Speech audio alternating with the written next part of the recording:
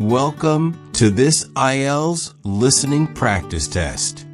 There are 4 sections and 40 questions in total. Each recording is played only once. You'll have time to read the questions before each part and check your answers afterward. At the end, you'll get 10 minutes to transfer your answers. Get ready with a pen and paper. Now let's begin section 1.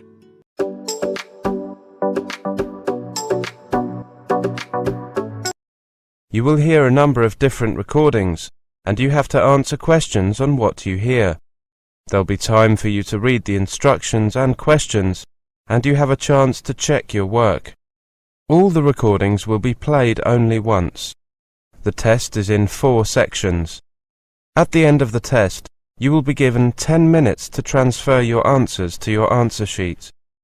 Now turn to section 1. Section 1. You will hear a conversation between a sociology student who is doing research on the town's new community centre and a resident. First, you have some time to look at questions 1 to 5.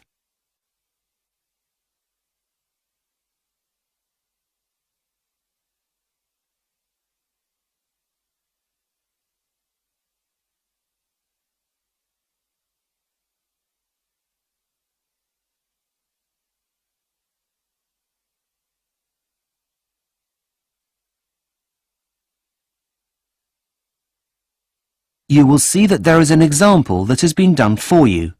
On this occasion only, the conversation relating to this will be played first. Hi, good afternoon, sir. Excuse me? Could you spare a minute, please? Oh, hello. Sorry, I was in a world of my own. I didn't hear you there. No problem. My name's Katie, and I'm a second-year sociology student. We're doing a research project on the importance of community centres to local residents. May I ask, are you a resident of Malton? The answer is community centres. So, community centres has been written in the space. Now we shall begin. You should answer the questions as you listen, because you will not hear the recording a second time. Listen carefully and answer questions 1 to 5. Hi, good afternoon, sir. Excuse me? Could you spare a minute, please? Oh, hello. Sorry, I was in a world of my own. I didn't hear you there. No problem. My name's Katie, and I'm a second-year sociology student. We're doing a research project on the importance of community centres to local residents. May I ask, are you a resident of Malton? Yes, I am. That's perfect. Would you mind answering some questions about the facilities you use? It won't take very long. Of course. I'd be happy to answer any questions you have. Far away. Great. OK. The first questions are to do with you. So can I ask how old you are? We need to know for statistical purposes later. Well, I'd like to say 16, but I'm 59. 60 next week, in fact. Oh, congratulations for next week. Now I just need your postcode and then we'll get started. Right. Well, that's an easy one. It's HA87UP. 7A8HQP. Was that right? No, my dear. It's HA87UP. Right. OK. Sorry for the confusion. That's quite all right. Now, what about these questions? Yes, let's get started. So, one of the most important things we need to know is which of the facilities you already use. Right, OK. OK. What about computer facilities? Do you currently use public computers anywhere in town? Yes, I do. I go to my local library. Great. Just jotting that down. OK. What about local sports facilities? Yes, I get down to the swimming pool at least twice a week. And education facilities? Are you currently attending any courses? Yes, I go to Spanish classes every Friday at the Further Education College. That's great. I must say, you're very active. Before you hear the rest of the conversation, you have some time to look at questions 6 to 10.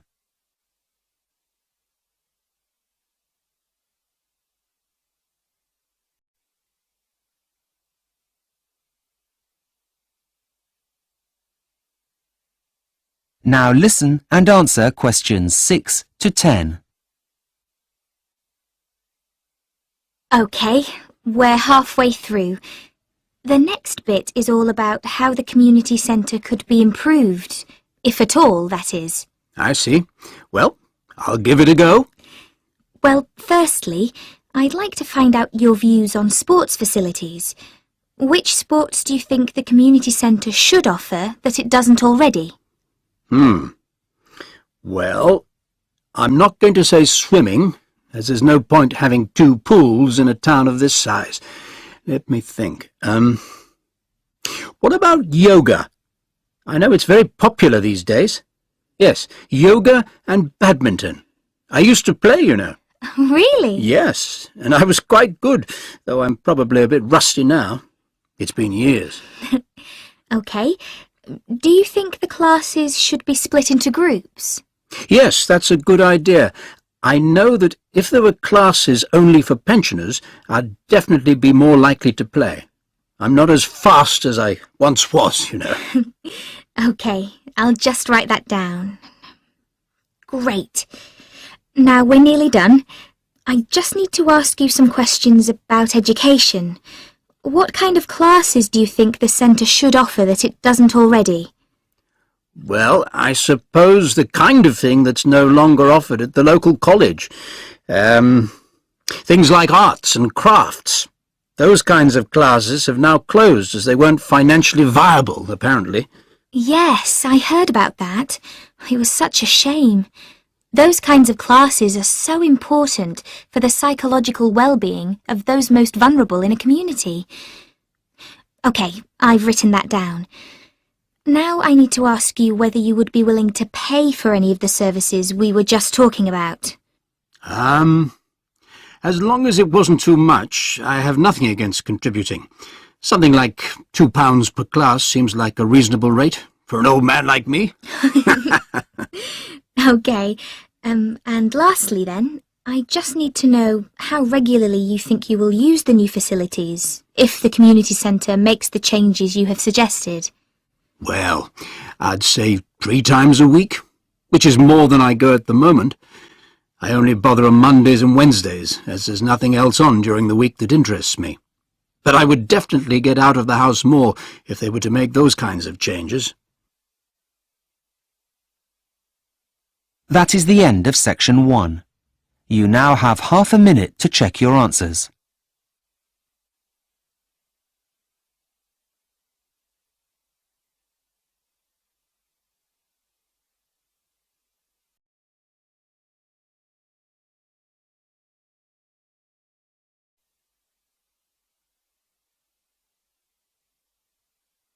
Section 2. You will hear an audio tour for Hampstead in the City of London. First, you have some time to look at questions 11 to 15.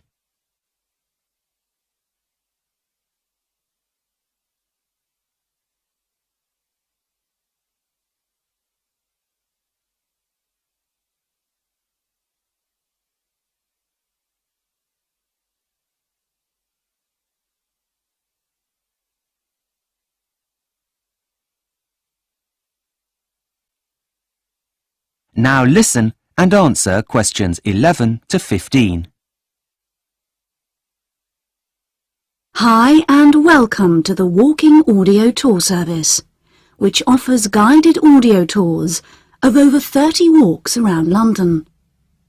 The full list of the walks is available on our website. You have chosen the Hampstead Heath Tour Part 1 which was, in fact, the first of the walking tours that were recorded. Your walk takes you through part of the Heath, a huge, wild, open parkland, where Londoners and visitors to the city can come and enjoy some leisurely and refreshing exercise. The Heath is one of the gems of North London. When you enter the parkland, you will feel as if you are walking in the wild countryside, but you are actually still in an urban area. The walking tour begins here at the exit to Hampstead Underground Station, which is the deepest station on the London Underground system. We hope that you enjoy your experience, whether you are on your own or sharing your walk with a companion. So, let's begin your tour. We hope you enjoy it. If you turn right as you exit Hampstead Station and stay on the right-hand side of the road, the main thoroughfare, Heath Street, will take you up the hill to the Heath itself. You are now walking away from the main shops and cafes in Hampstead Village, but you can return to visit these after your walking tour for some window shopping. The village is busy during the daytime and the evenings. Now back to Heath Street. As the road winds northwards up Heath Street, you will pass some shops and restaurants on your way to the Heath. When you reach the top, the first part of the Heath that you will see on your right is the Vale of the Heath, which has some spectacular houses built on the Heath itself beside a large pond. If you go along a little further, you will come to a fork in the road, where one road, North End Way, turns to the left and goes northwest away from the Heath, and on your right is Spaniards Road, which turns northeast, cutting through the parkland. Walk along this latter road a little way and look for the first opening on your right, where a path leads you down into the wild parkland. As you descend along the pathway, you will find that the noise of the busy road that is just on your left disappears completely. You might want to take off your headphones to enjoy the delight of the sounds of the parkland. Don't imagine that there is only silence. There is the noise of the trees and the wildlife that lives there. As you walk along the path, you will come across several paths coming from the right to join the path that you are on. But keep going until you come to the first fork in the path. Now take the path that goes to your left, which will bring you shortly to the open spaces around Kenwood House. Before you hear the rest of the audio tour, you have some time to look at questions 16 to 20.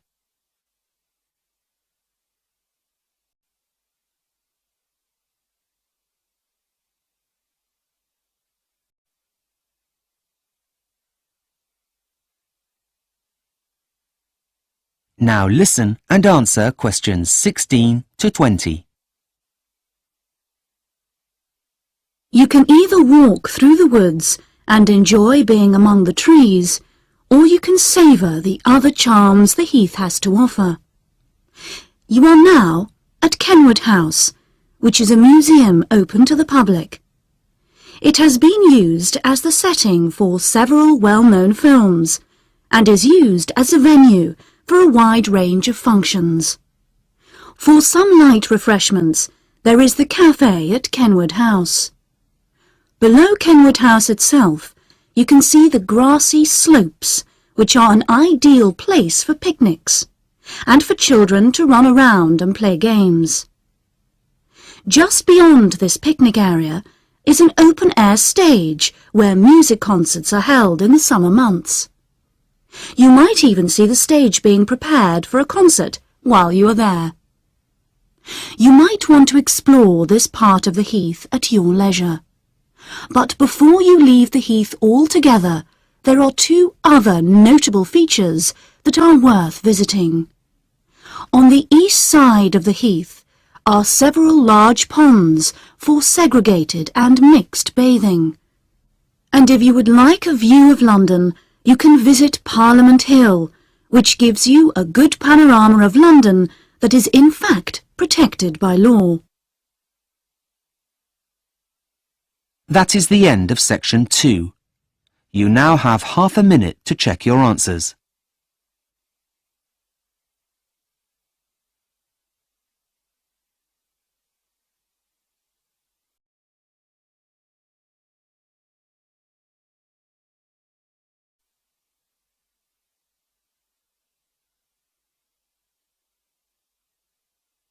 Section 3. You will hear a tutor talking to a student about a case study. First, you have some time to look at questions 21 to 25.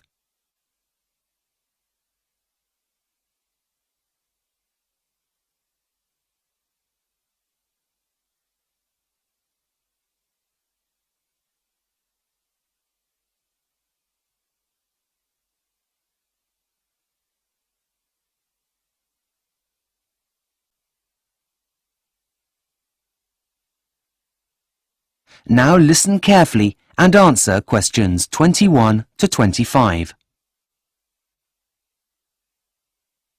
Hi, am I bothering you?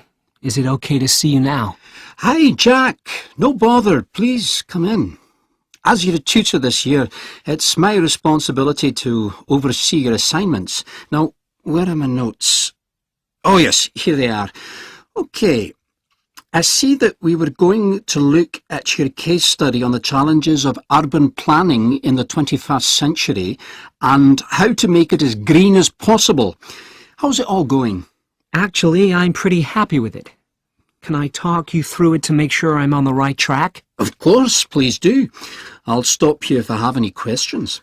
Okay, well, I started by giving an overview of what green urban planning has been up until now. Firstly, there's the idea of a green belt. This is the one that everyone's heard of. But I found that while it was successful for a short time and in limited cases, it grossly oversimplified things. Well, that's a good and practical start. What else did you look at? I hope that you also considered the idea of decentralization. Yes, that was really interesting, as although there were no objections to it, and it looked good on paper, it just didn't work in practice. Yes, a conundrum indeed. However, I think you'll find that there are many fads that come and go in this area. It isn't the first, and it won't be the last to simply disappear off the face of the planet. Well, this is all very good so far. What did you look at next? I then researched the 1960s fad of building new towns on new sites, but I found that although there are isolated cases of success, they tended to cost too much time and money to build. Keeping to that theme, have you considered the idea of brownfield sites? That is, sites that previously had another use, being converted into residential areas. Like the idea of buildings that were once banks being turned into restaurants, that kind of thing. Yeah, that's right. No, I hadn't thought of that. Well, I'd say it's a pretty important option in most urban areas today. Even though there have been issues with safety, if the land were contaminated in any way, at least it tends to attract no objections from local residents. Okay, thanks. I'll make sure I put that in. Anything else? Well, I'm not sure about this last one, but I thought the idea of pedestrianizing central areas was an interesting concept. Do you think it's valid here? Well, it's certainly not a bad idea. The only thing is that it would probably intensify the problem of congestion in inner city areas and would disrupt local residents' sleep if the construction work were to happen during the night. The use of loud excavators to repave the area would be inevitable. Yes, I take your point, but in some older cities, I think it's one of the few viable options. Well, as long as you state that, then it can definitely be included. Before you hear the rest of the conversation, you have some time to look at questions 26 to 30.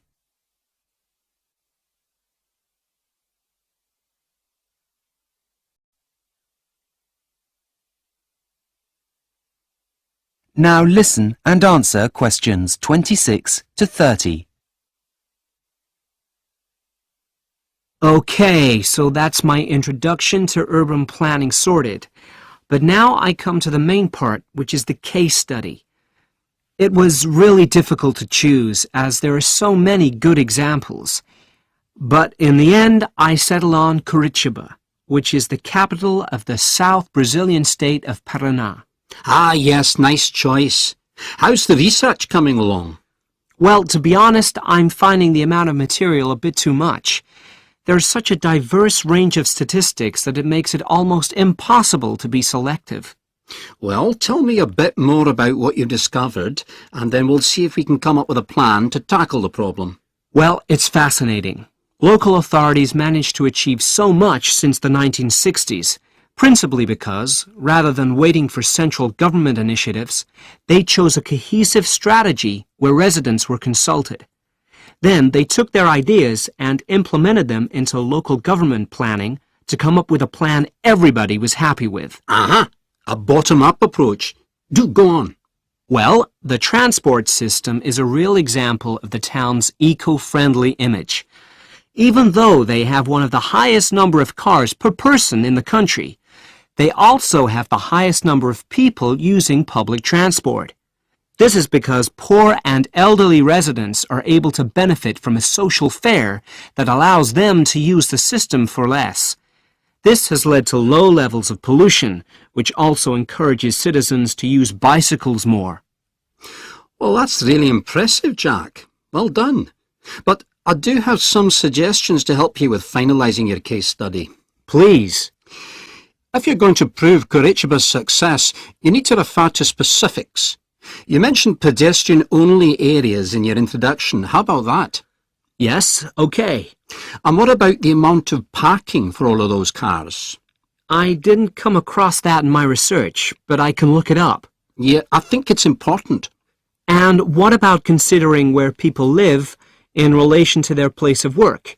If they live in the suburbs, how about mentioning how far they need to travel in order to get to work? And don't forget about their recycling strategy, including how easy it is and how much they recycle, making sure you include statistics to back it up. Okay, got it. All in all, Jack, you've really done your homework, and I very much look forward to receiving your final draft. Thanks, Professor. You've been a great help. That is the end of section 3. You now have half a minute to check your answers.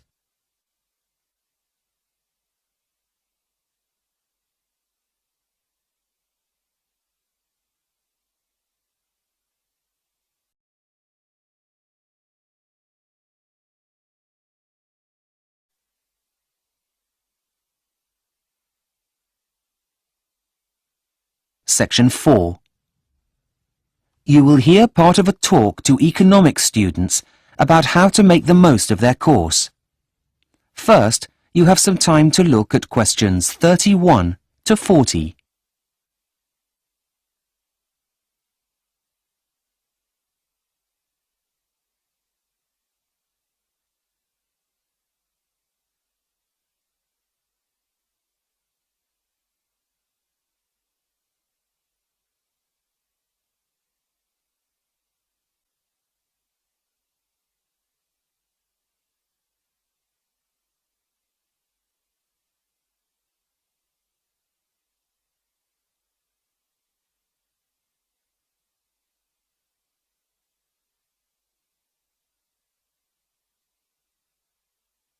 Now listen carefully and answer questions 31 to 40.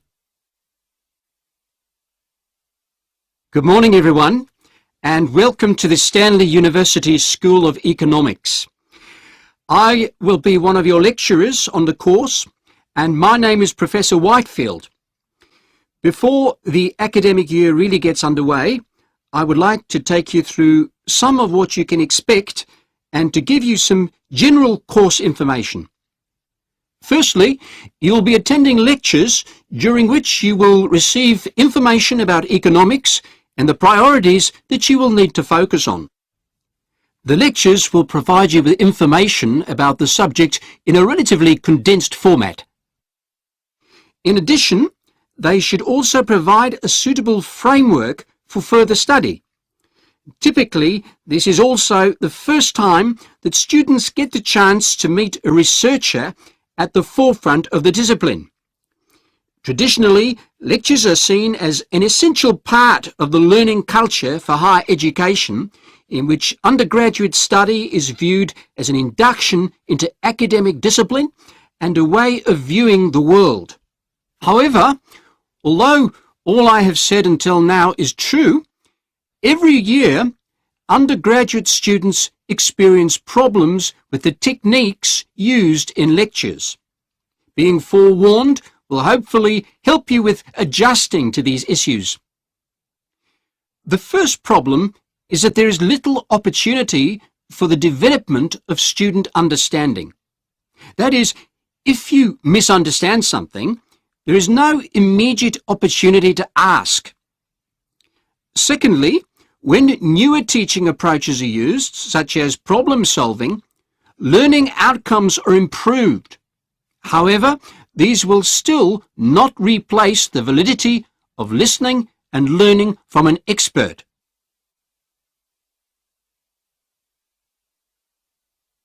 Now, before you start despairing, there are several things that you can do in order to make the learning process and consequently your student life at the university easier.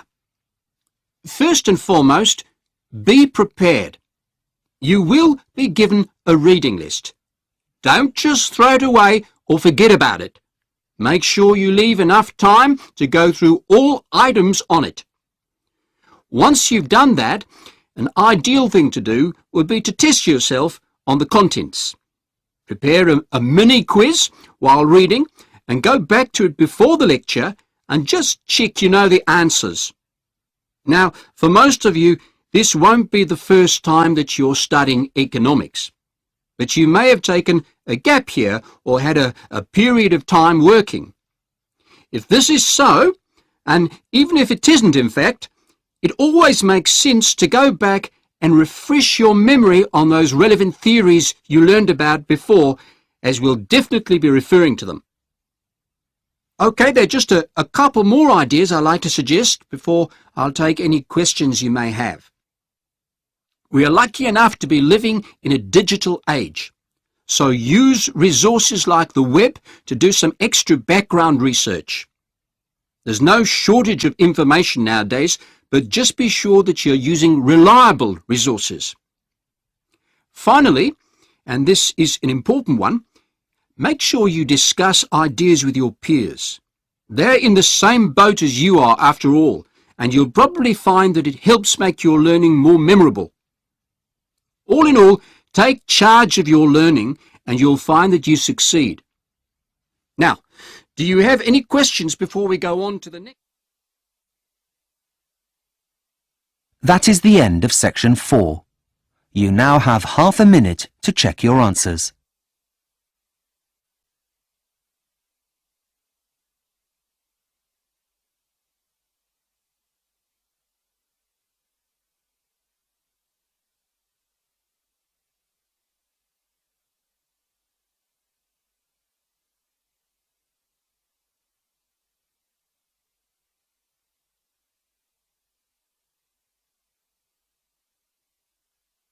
That is the end of the listening test, the IELTS test. You now have 10 minutes to transfer your answers to the listening answer sheet.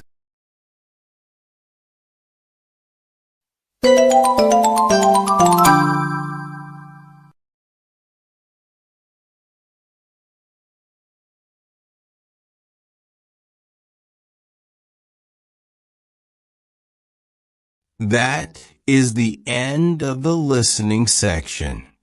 You now have 2 minutes to review your answers before the test automatically moves on to the next section. Please take this time to check your answers carefully. Make sure all your responses are recorded in the correct places, and review your spelling, grammar, and formatting. Once the time is up, the system will take you directly to the reading section. Please remain seated and stay focused. The next section will begin shortly.